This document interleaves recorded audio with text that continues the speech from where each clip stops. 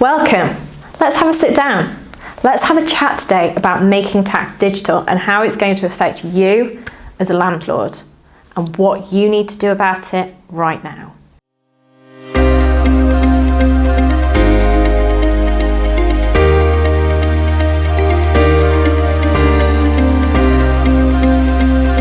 I'm Kimberly Shapcott, qualified chartered accountant with over 15 years experience and a professional property investor with a portfolio of 6 properties that are and expanding. Making tax digital. Well, it's been a whirlwind of a ride for the last couple of years and it might not be something you've heard of yet. And the reason I say yet is because it's only impacted those who are VAT registered. So in property, we don't really care about VAT very often, mainly because it's irrelevant to us in residential property. However, making tax digital is coming to income tax. So if you do a tax return and you've got income from rental income, you are likely to be affected. I'm not going to say everyone because some of you might not be. However, the large majority of property investors will have some changes coming. So what's it all about?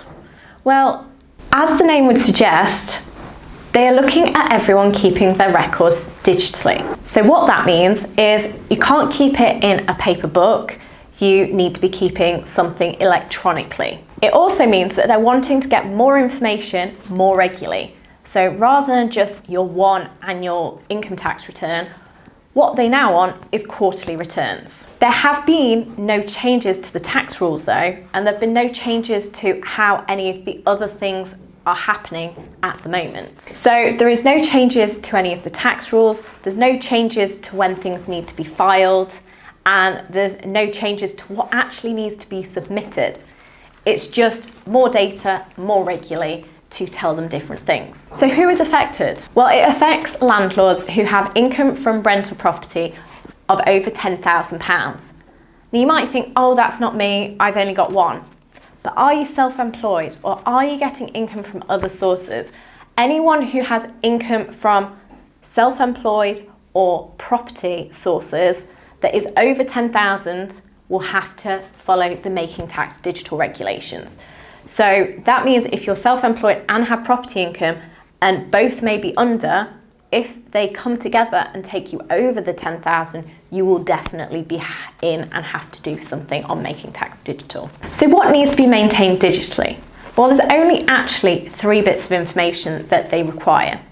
The date of the transaction, the amount of the transaction, and the category the transaction falls into. So nothing overly complex. So what do you need to do with that information? How can you put it all together? Well, I'd probably say there's 2 approaches. You could keep it in a simple spreadsheet, and that is fine. Set something up to record the rental income, the expenses you incur, so it's all kept in a digital manner.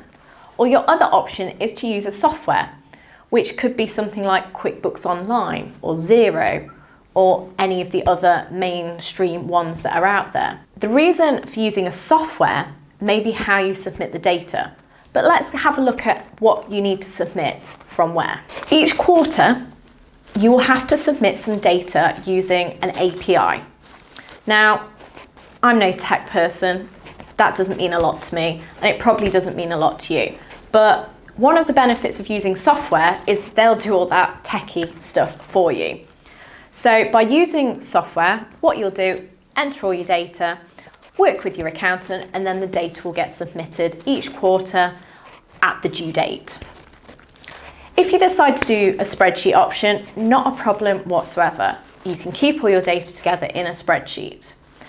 The difference will be that rather than be able to just send the spreadsheet to the tax officers, you'll need to use some sort of bridging software. Now, when you speak to your accountant, they will have something in place. So don't worry about not having this bridging software yourself. Talk to your accountant, find out what is going to be the best solution to work with them to get things submitted. The final thing is, when will it affect me? Well, this is all kicking off from the 6th of April 2023. So we are not there yet. Now, what that means is we've still got time. And what you need to do with that time is start figuring out how you're going to be ticking those boxes to make sure you have that data in the best format for you and potentially for your accountant, to make sure this data can be submitted quickly and efficiently. The data needs to be submitted quarterly, and then you still need to do your annual personal tax return as well. So over the year, there is a little bit more to do. However, because things are going in quarterly, the final year-end tax return shouldn't take as long on the basis that it is already being submitted on a quarterly basis, and all the numbers should come together quite quickly on your final tax return. What should you be doing now? Get started getting things sorted. It's not a great idea to get started on a new system the first day of the new tax year that it starts. So if you're looking at making a change and using a software, I'd suggest making sure you're using it for the full tax year before you have to do anything. If you're looking at setting up a spreadsheet, get it set up now, get it used now, make sure you're happy with how it's all fitting together.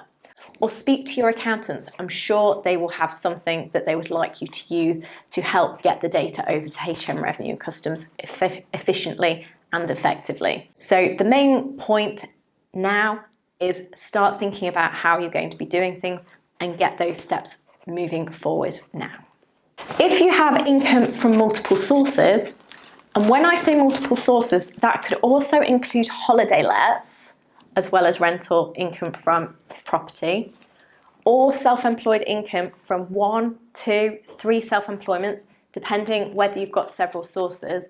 The key thing to remember with Making Tax Digital, unfortunately, is for each different income type, you will have to do a separate submission. For your rental income, the Making Tax Digital report will be each quarter, 6th of April through to the 5th of July, and then the deadline will be shortly after that.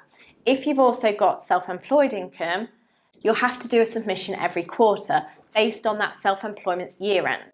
So that might be the 31st of March, it might be the 5th of April, or you might have a different year end for your self-employment.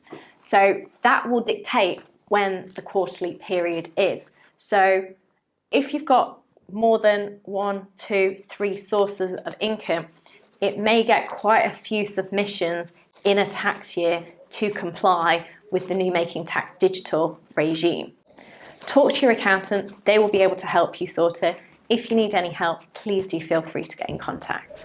Thank you for joining us today, and hopefully you've learned what Making Tax Digital is and how it's going to affect you, and what you might need to do to just get ahead of the game so it doesn't sting you. Click like on the video today and subscribe to the channel if you want to find out about more property tax and accounts topics. Stay on the channel to find out more, and as soon as we know more information, we'll be sharing more and more about this topic to make sure you are up to date before it kicks in April 2023. Have you got your Making Tax Digital plan in place? Let me know in the comments below. Share with your friends and family and anyone who might be interested in this topic, and let's make tax less taxing together.